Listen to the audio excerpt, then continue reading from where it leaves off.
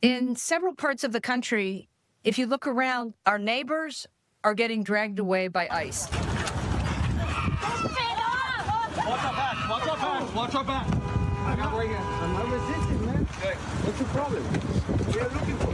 What are you looking for? Whole communities live in fear of going to work, grocery store, or to church. And new research shows immigration enforcement may have also affected school attendance this year. Stanford University found a more than 20% uptick in absences in several California schools during the first 2 months of 2025 compared to last year. Those who are detained are often mistreated and sent to abusive detention facilities at home and abroad without any due process. I have to tell you, one of my favorite things to watch on YouTube these days are the court hearings where illegals are in court and ICE shows up to drag them out of court and deport them. Now, normally, I really try to include some history in these episodes, even when I'm looking at current events. I looked at how this idea of rounding up a whole bunch of civilians, non-combatants, and putting them in detention without trial, how did that get to be seen as a good idea? And it turns out it's been tried all over the world again and again.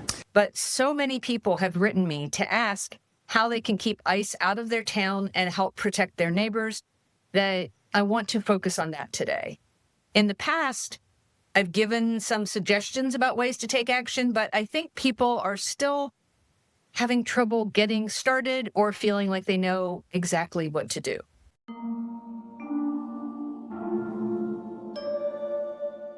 The first thing to understand is that you don't have to have the whole landscape sketched out before you get going. It's fine to start small and to learn as you go, but part of what I can do as someone with an audience who can easily connect to people already doing this work is to bring you one of the people who work day in and day out. It is in this moment where I think local communities can step in and say, we don't agree with this. For justice and for the fair treatment of immigrants. We need volunteers to bag. We need volunteers to deliver. Bought with donations through the El Monte Business Alliance. They worked with Cortez to launch El Monte Cares, a rapid response initiative to the raids.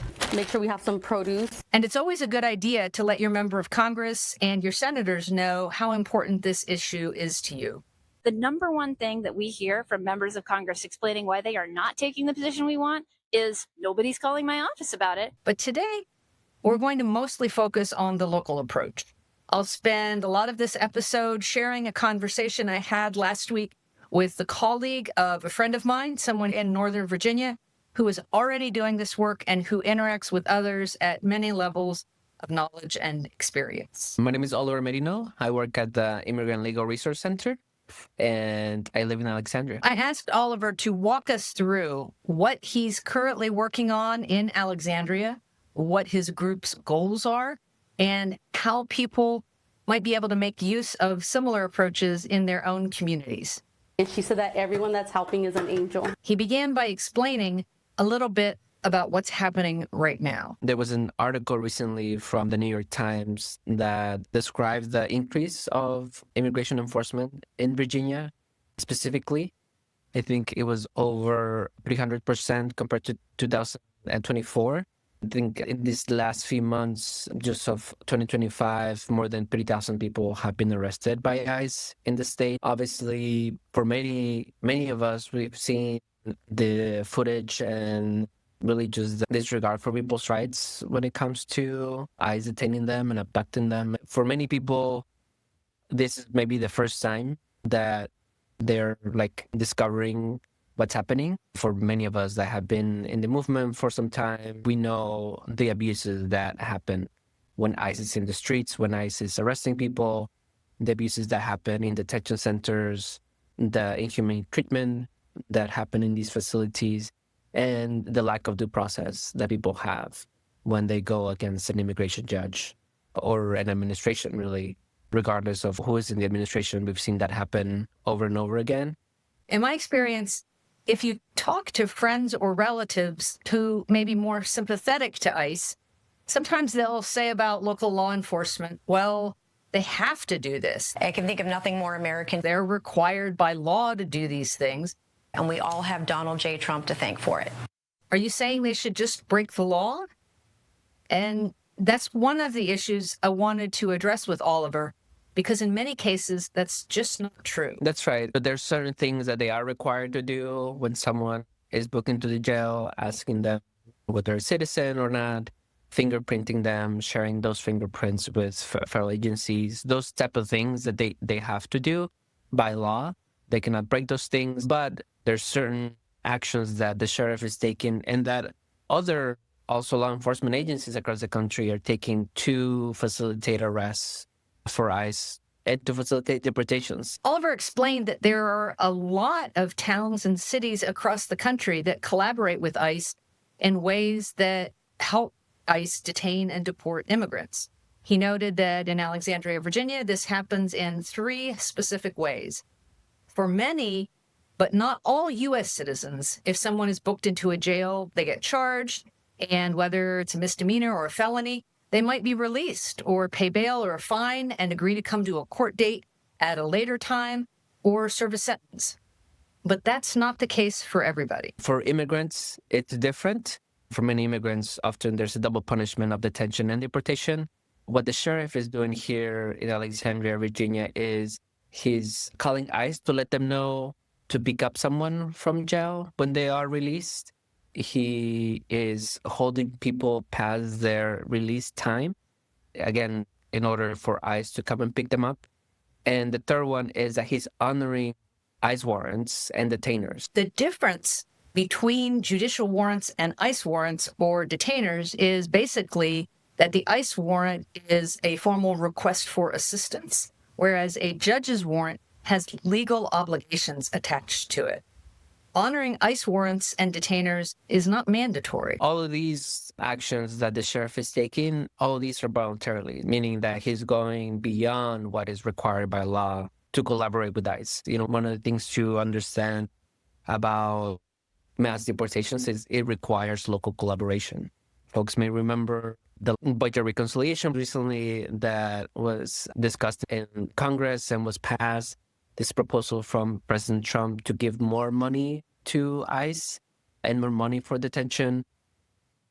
I think we are about to see the dramatic increase of detention and arrest of immigrants in this country unless local communities step up and say, we don't want to be part of this. And that's what we're doing here in Alexandria. I think the community did not elect the sheriff to serve as an immigration agent.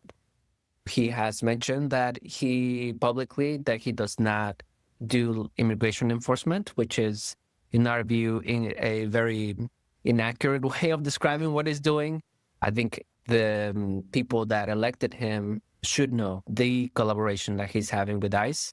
That's why we're having this campaign to demand that he ends all voluntary collaboration with ICE. I asked Oliver to lay out exactly what his organization and the community are doing to end this kind of collaboration. And he noted that before he got involved with the current Alexandria ICE efforts, the community had already successfully pressured the local sheriff's department to end a formal partnership and make other concessions too. Local activists met with the sheriff and city council, and Oliver's current work is a continuation of those prior and ongoing efforts. We have met already with community members. We have had conversations with the sheriff himself before, earlier this year, where we asked them directly to end this collaboration and why, for the community, it's important that local law enforcement is not an arm of ICE. He did not agree. He did not commit to doing that. He heard us out, but there was no intention of ending that collaboration. And so for us, one, we want to inform the public about what's happening. For many people in Alexandria, we recently participated in a local march to commemorate the legacy of Representative John Lewis. We had an opportunity to talk to community members. Many of them who were there, they know him personally and they've supported him in the past about this collaboration that he has with ICE. And for many of them, this was new. This was surprising that it was happening in Alexandria, in a city like Alexandria, that I think has been welcoming to immigrants for the most part. There's still some challenges, of course, but first it's an education phase right now to let people know what is the actual collaboration that is happening with the sheriff and ICE. We are going to be having a series of community meetings, inviting people to learn more, but also ask questions. And we'll be engaging some people in local government to see where they're at, what their take is on this, even though it's not up to them solely to end this practice. I think as representatives of the community, they should have an opinion on what's happening and should use their positions of power to speak out against it. Ultimately, it's the sheriff who has the power to end it, and we're just informing the community of what they can do to ask questions of him directly.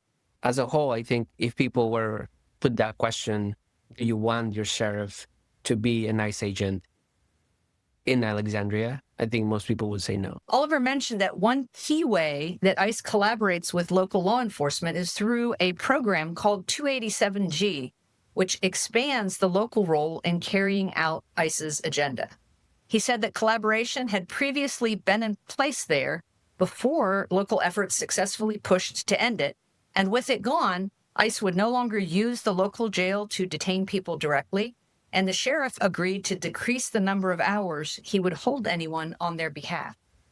But that didn't end the collaboration entirely, so they're working to end the ways they see the sheriff now unofficially collaborating. In the meantime, Oliver explained, in other parts of the country, formal partnerships with ICE have been expanding.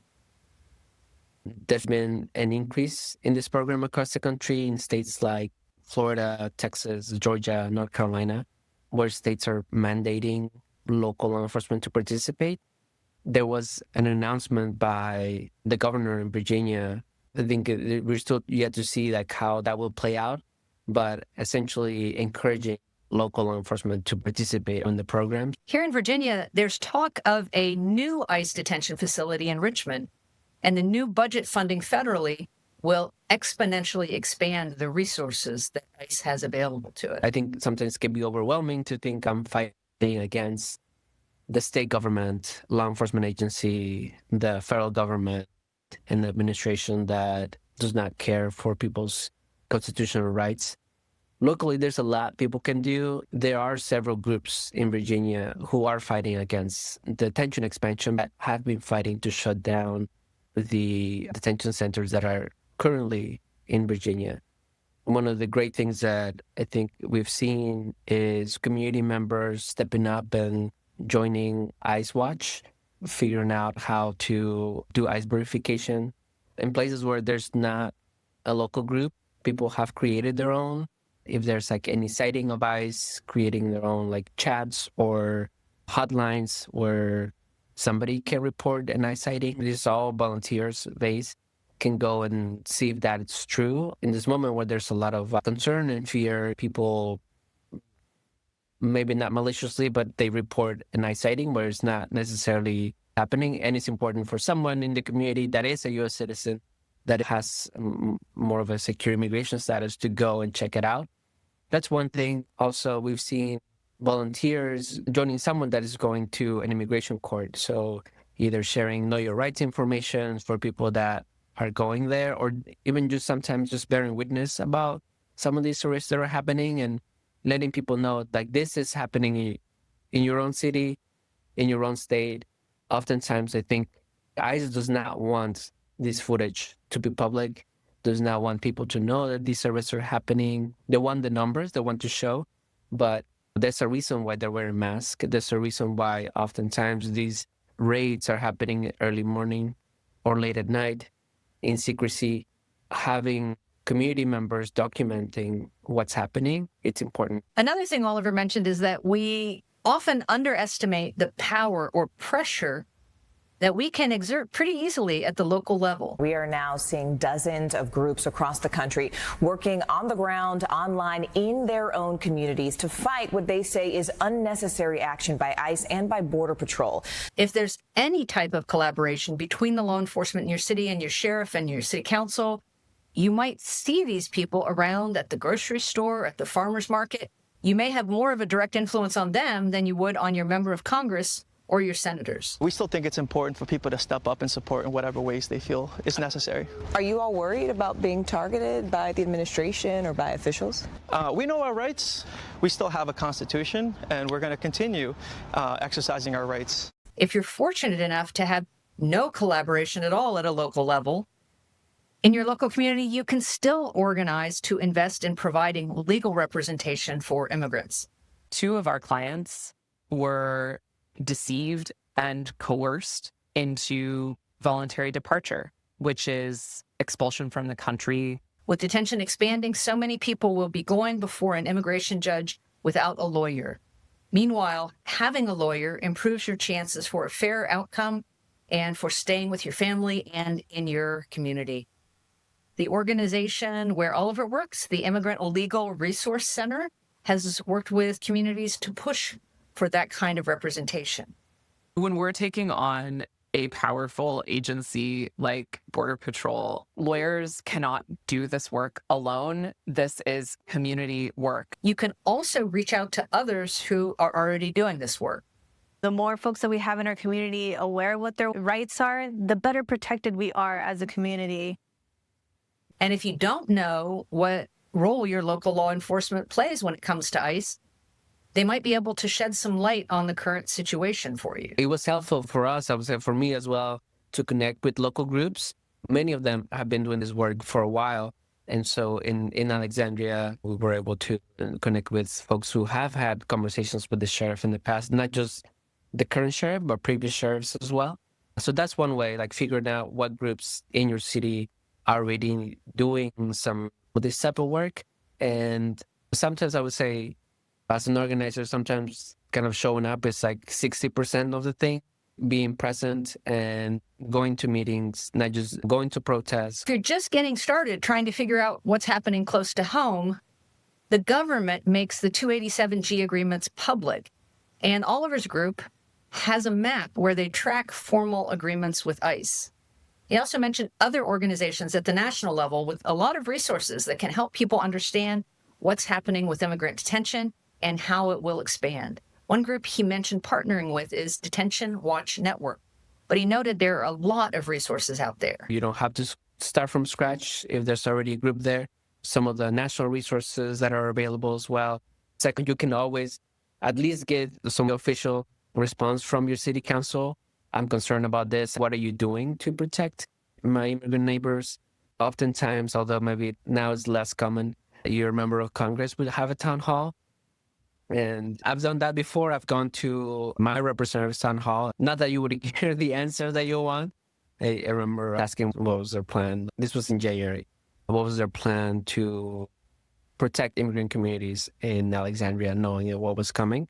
I think keeping track of the voting record of your representatives is important because I've found that even people that we think are on our side could take their own votes and could say their own thing. And it's important for them to hear from you as a constituent. I don't agree with this. This is important to me. So we talked about how demonstrations are an important first step and a way to find people who care about the same issues. I personally know people who say, look, I only take my kid to school and I come home, I can't do any of the extracurriculars, I can't be a present parent in the community, I cannot contribute to the community in real time because I'm too afraid. And so when you have those types of people who are going into hiding, the Fuerza and the people who are showing the resistance are saying it's not just about supporting them, it's so that other Americans see that we are vigilant. It's so that other Americans see that we know this is not okay. We also talked about ways to reach out to people who are already being harmed by offering some material support for them. You can look up local mutual aid groups and food banks to see what the needs are, or check with leaders at local Catholic churches that have Spanish masses. But beyond that, a lot of it is showing up and showing up consistently, not just whenever there's like a demonstration. I think that is important and that should happen, but also going to planning meetings with local groups when they have an event where it's like more about learning about what's happening, like joining them and volunteering locally to learn more and support. Before this administration even came in, there were already massive problems with our immigration system in the United States. Well, this report comes from kids in custody from January 2023 to just March of this year. The advocates say these problems aren't new. Hundreds of complaints. 5-year-old telling us how they were separated from a grandparent and held for 72 hours without any family. From real kids served by the Florence Project. An official threatened a 14-year-old child with a pistol. He told that child he would shoot unless the child remained silent. Immigrant abuse and detention have been problems in the U.S. for decades.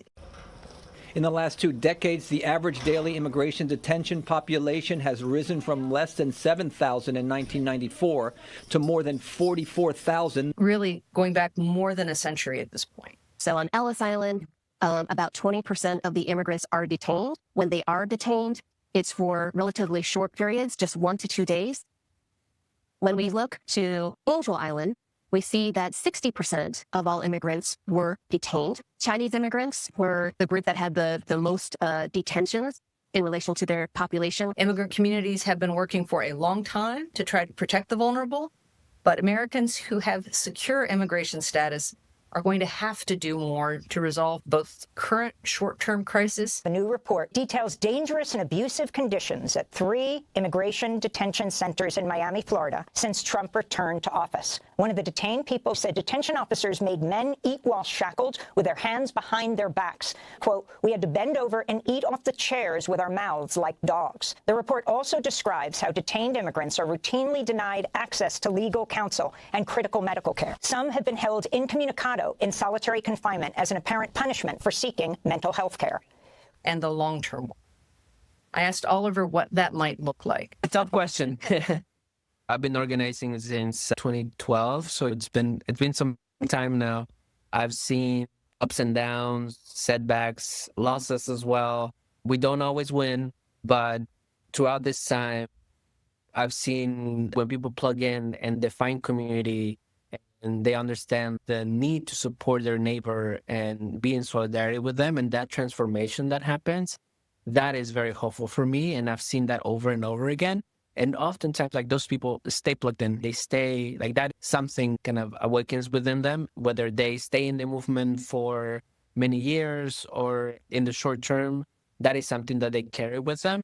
It's a very tough time, a very dark time in this country, but I'm also encouraged and hopeful that a lot of people are taking action in whatever way that they can, whether that is like going to a demonstration or plugging in locally, even just having these conversations with their friends. Sometimes it's supporting materially. All the pieces count. I think all of those things are important. There's not just one thing, and doing this work at the federal level can be very depressing just because of what's ahead. But I think locally it's where I get a lot of my encouragement and a lot of my hope. I really wish that people that are really taking action continue to do so, and people that are just finding out about what's happening, that they join a group. And if there's not one, to get their neighbors and to get their friends to create their own group. You don't need an organization to take action. You can do that on your own. That's how I started. I saw how community members were being detained by ICE and deported. And I just ended up going to a demonstration, and then I kept going to another one. And then I went to the meetings, and they said, who wants to volunteer for this? Like, well, I'm not doing much. Let me do something. And now it's more than a decade later, and I'm still doing this and bringing more people along. That to me is encouraging. It was great that Oliver gave so much of his time to help explain all this to people. And I'd like to point out a couple things. First, there was a whole laundry list of things that you can do in this episode. I'm going to run back through it now. You can find out if law enforcement in your community has a 287G partnership. If so, you can work to end it. If it doesn't, you can reach out to local aid groups or lawyers representing immigrants to find out whether law enforcement is cooperating even in the absence of a formal agreement. You can contact your elected officials locally and local leaders and let them know what's happening and what effects it's having, and pressure them to reduce ICE's footprint in your town. You can demonstrate You can attend local city council or town council meetings and work on which elected officials are representing you and what they're saying, and let them know what matters to you. You can help with mutual aid via food banks and other outreach. You can volunteer as an observer or use your time or money to help make sure immigrants who are detained get legal representation. The second thing I'd like to point out is that Oliver shared a lot of information in a more organized way than you usually see on this podcast. But there is no magic secret knowledge that he has that makes it possible for him and no one else to make a difference. He went to some public demonstrations and rallies. He started showing up for meetings, and he simply became more plugged in and more aware of what work needed to be done. Connected with others who wanted to help, and he began doing that work. He has knowledge that most of us don't because of the experience he has. But the main thing that distinguishes him is that he is doing the work. And we can be doing it too. What are you waiting for? And that's it. Thanks for listening to Next Comes What. Please share this with anyone who's looking for ways to help each other survive this mess. To support this podcast, please subscribe at AndreaPitzer.com and consider giving Next Comes What a 5-star review where you get your podcasts. Thank you for listening, and thank you for watching. If you do have the means, I encourage you to become a paid subscriber, and you can do that at AndreaPitzer.com, and just go to the newsletter link, which is in the first paragraph of the homepage, and you can sign up from there.